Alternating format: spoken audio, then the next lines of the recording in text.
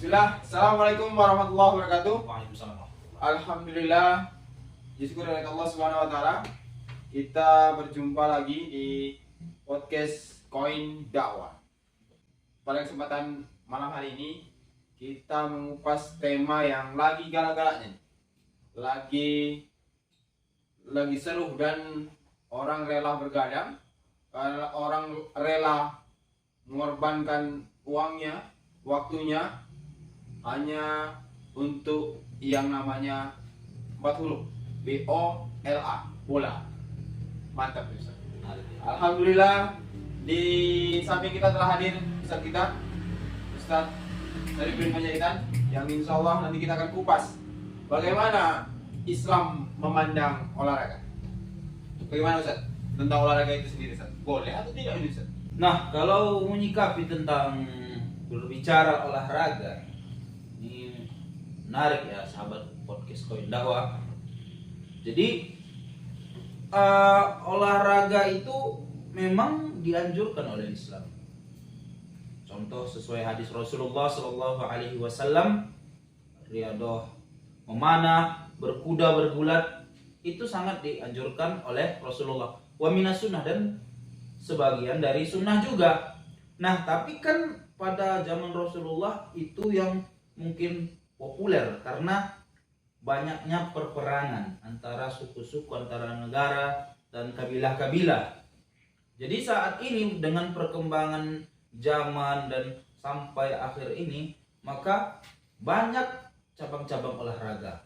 Nah, terutama yang saat ini semaraknya pesta bola. Ya, tadi kata Bung Indra bahwa rela bergadang, rela yang biasanya tidur awal ini jadi nggak tidur karena nunggu waktu, takut nanti ketiduran nggak nonton. Jadi sekarang kalau kita lihat ke KP-KP itu udah banyak. Jadi nobarnya pakai slide, fokus dan lain sebagainya. Jadi menyikapi ini, kalau Islam sebenarnya mempersilahkan, mubah, membolehkan saja. Akan tetapi harus ada batas-batasan dan aturan yang harus kita perhatikan. Nah, ini yang menarik ya Ustaz ya. Ini yang perlu kita cari tahu, bagaimana batasan-batasan tentang olahraga itu sendiri tentunya. Nah, kalau ketika berbicara olahraga sepak bola ini, jadi Islam pun mengatur bagaimana seragam itu, aurat. Nah, aurat itu harus dijaga. Kemudian bermain bola ini tidak menjadi taruhan. Tidak jadikan lahan judi lah ya. Iya. Nah, kalau sekarang judi Karena bola ya. Sudah tahu yang haram itu pasti merugikan gitu kan.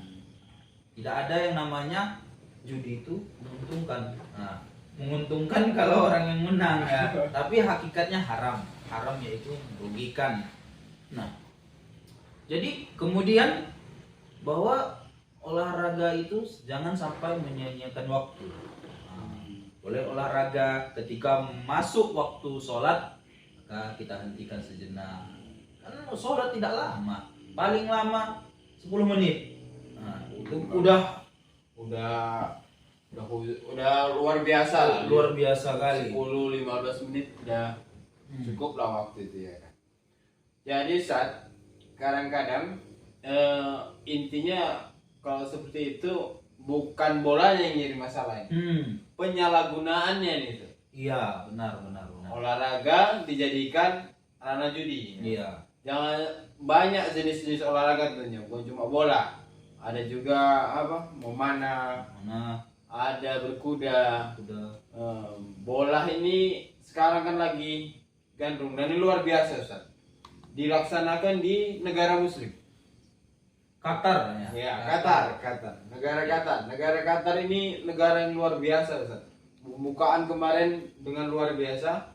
Tentu ini kan bagaimana kita memandangnya dari sisi agama. Apa manfaatnya sebenarnya buat dunia Islam itu sendiri Ustaz? Ini Masya Allah, kita melihat dari apa yang ditampilkan oleh Qatar kepada dunia. Ada dakwah bil hal. Nah, jadi Qatar bukan semata-mata memandang dari segi olahraganya saja, akan tetapi ada dakwah yang ditampilkan ketika pembukaan World Cup tersebut. Ada aktor utama di situ. Kemudian ada disandingkan orang yang penyandang disabilitas. Nah, tidak mempunyai kaki, mempunyai keterbatasan anggota tubuhnya. Akan tetapi ditampilkan Qatar menjadi simbol dan dakwah. Nah, kalau kita dengar banyak, mungkin sudah di media-media yang ada 1.000 kurang lebih banyak orang yang masuk Islam dikarenakan Piala Dunia tersebut yang ditampilkan Qatar. Masya Allah, Luar biasa ya Ustaz ya. Kemudian lagi kita dengar Ustaz, di Qatar juga dilarang minuman keras ketika pelaksanaan Piala Dunia ini sendiri Ustaz. Kemudian dilarang juga penggunaan kembang api. Ini Benar. tentu hal yang sia-sia ya, Nah, dianggap ya dalam Islam, dan ini dicerminkan berarti di pelaksanaan Piala Dunia kali ini tentunya.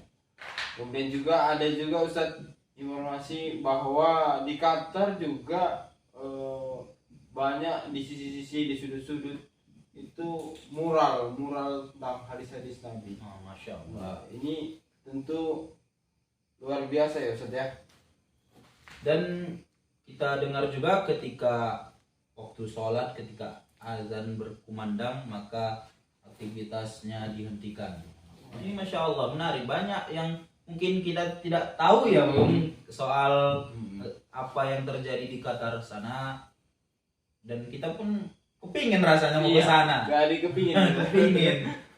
Karena ketika kita melihat video pembukaan Piala Dunia tersebut, merinding ketika dibacakan ayat tentang yang maknanya bahwa semua kita diciptakan berbeda, baik itu ras, baik itu suku, bahasa dan lain sebagainya, tapi ada pemersatu kita, agama Islam yang diridhoi Allah Subhanahu wa taala. Dan ini dibungkus dengan pelaksanaan Piala Dunia yang secara Islami. Luar biasa.